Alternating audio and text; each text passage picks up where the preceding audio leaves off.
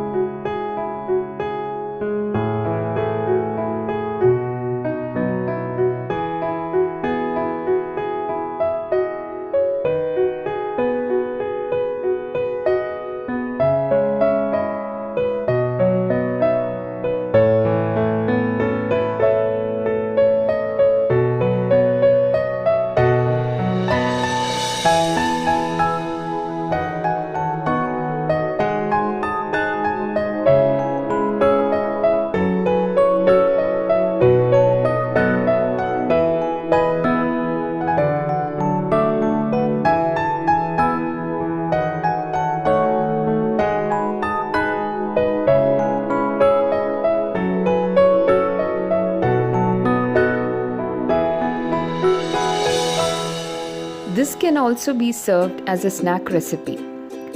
The trick to getting the perfectly crunchy spring roll begins with making these thin wrappers.